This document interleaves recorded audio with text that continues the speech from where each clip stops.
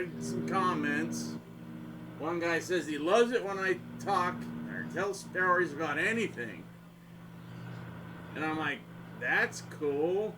I can tell, I can talk forever, but really? I don't know what to talk about. See, then that kind of like, geez, if I just don't pick up the guitar and play the same crap, and I know it's boring. And I did learn something because I was over at my cousin's last night. He was an hour late because he forgot he got invited to a taco off or Taco Friday at his friend's house. Whatever. So he showed up like an hour later. I'm like, I don't give a crap. That's the one bad thing about not having a cell phone. But he has this alarm system. So if any of the cameras see it, it shows up on his phone immediately. Boop! There's somebody on your property. There's somebody ringing your doorbell. You can tell them hello. So they actually think you're, you know, everybody knows this. They think someone's home, or you can tell them no, or go away, or whatever the hell you want. He turned it off. So I'm sitting there trying to activate all the cameras and flipping them off and making faces and saying things. And I'm like, what the hell? He's not responding to any of this? For like 20 minutes I did. Maybe a half hour. And then his neighbor came over and said, what are you doing? Because he's from like Norway or something. I'm like, trying to get hold of Brian. Where is he? Well, I don't know. Don't you have his number? I'm the brother of the neighbor. I'm house sitting. I'm like, of course you are. They all look the same. And he's walking his labradoodle, and I'm like, oh, God, get that thing away, because I was trying to drink my smoothie. I almost friggin' clocked that stupid, ugly-looking dog right in the side of the head. I was that close to doing it. When he's like, oh, no, come in, and then he's like, achoo, and he looks away, and I went, whack, side of the damn labradoodle's head. Don't touch my smoothie. Especially if Julie made it, man. If she makes it perfect. I gotta figure out a way to give her a tip without the other ugly little troll. Better not say anything, because some of them might be watching more than just the couple that I know watch. Well, there's a girl there that made a big scene, and then, because the tip I gave her, that she's very good. She usually has my smoothies made and in the refrigerator waiting for me. You know, like 15 minutes early, because she knows if it any more, then they start to get hard and they're not a smoothie anymore. They're a friggin' ice cream or whatever. And I like, you know, a lot of, you know, sherbet and froyo.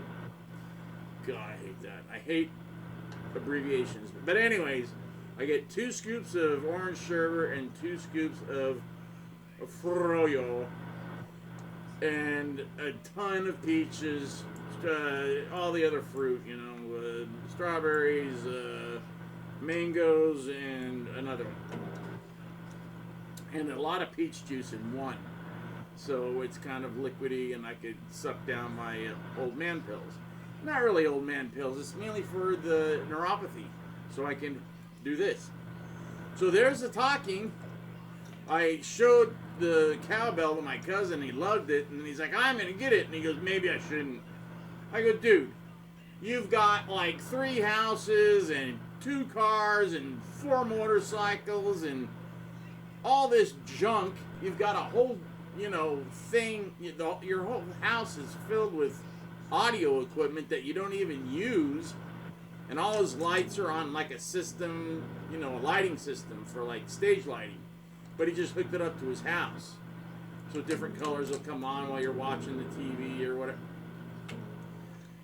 When you got that much money to blow, that's the time to get a girlfriend if you want one. He wants one, but he keeps going to a strip club. I'm like, it can't be that hard to find a girl nowadays. It can't be. Well, it is. I mean, I'm 60 though. I'm 60. But I can still be out of this house by Monday, moved in with 4 or 5 girls that I can think of right now.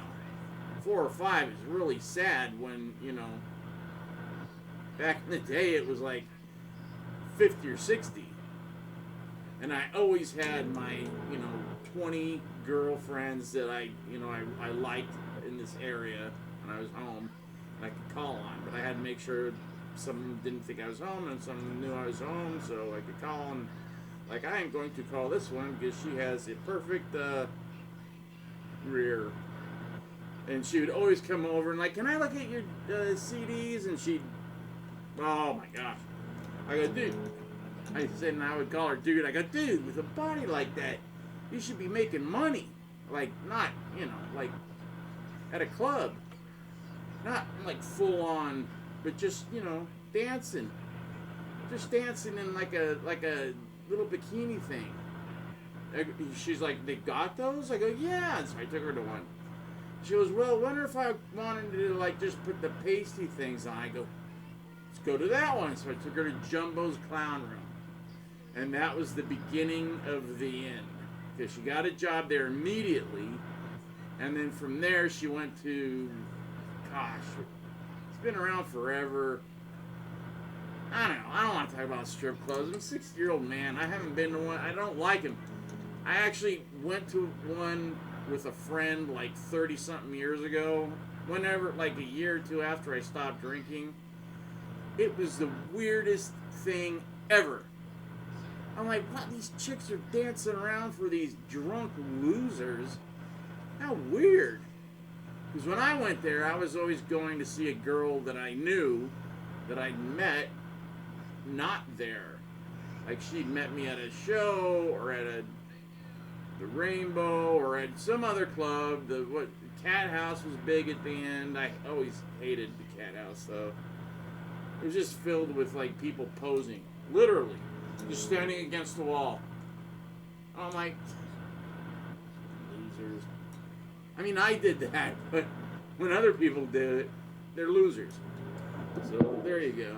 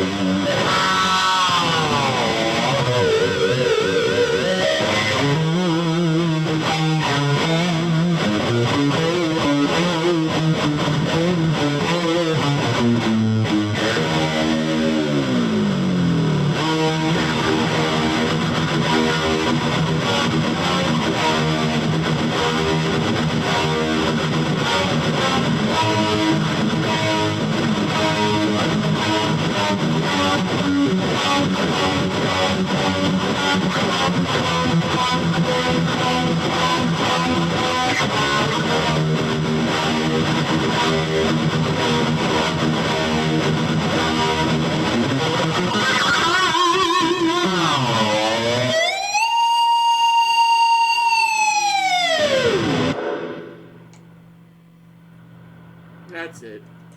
I'll see you boys and girls later. Boys and girl. Jeez, if there's any women listening still, there used to be a lot.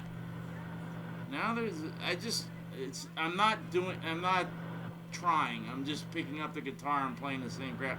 That's different. That's something I actually came up with while I was playing my cousin's Charvel. He just got through the 5150 Icon.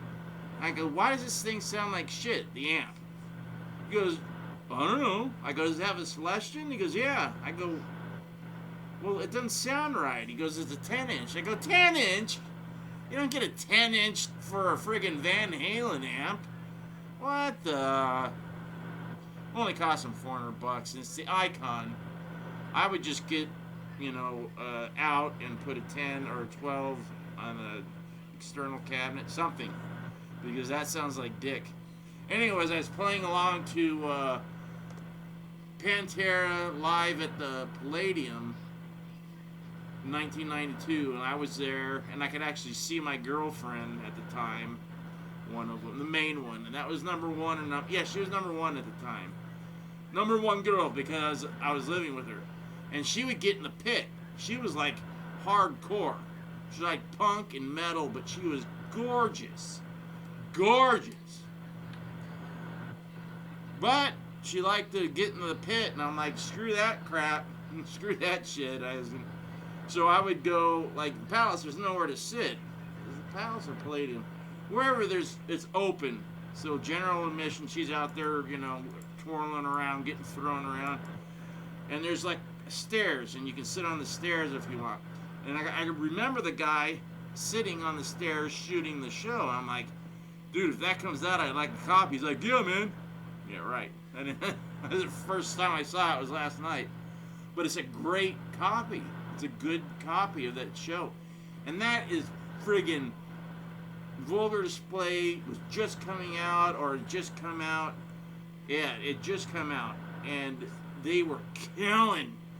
I mean, Dime and his brother were locked. There's only two bands that had guitar, drums that were locked together and then made the band. And then they had a bass player that just provided a good, bass. Van Halen and Pantera. And they're both brothers. And they both played together since they were kids. That's the secret. So my band Trick or Treat, me and the drummer had played, just me and him, guitar and drums, for 6 months. Nobody else. We were like that. He knew when I was going to do something. I knew when he was going to do something. And we would, play off each other. It was perfect. Damn, man. I miss those days. It's better. It's almost, I almost said better than sex, but it's really good. It's not better than sex, but it's pretty close to, being one of the top 5 things. If you're a musician. I mean, if you're not, then it doesn't really count. I mean, just playing like this is like, meh, is exactly like that. But when you're in a band, it's just great. When you're firing on all cylinders, it just kicks ass. You're literally high on the, on jam and on playing. It's great. It's great, I tell you. That's why all these posers online doing this, I think it's stupid. It's stupid. Get into a band and be a real musician. Don't just sit there and watch people jerking off. 'Cause that's all you're doing, my friend.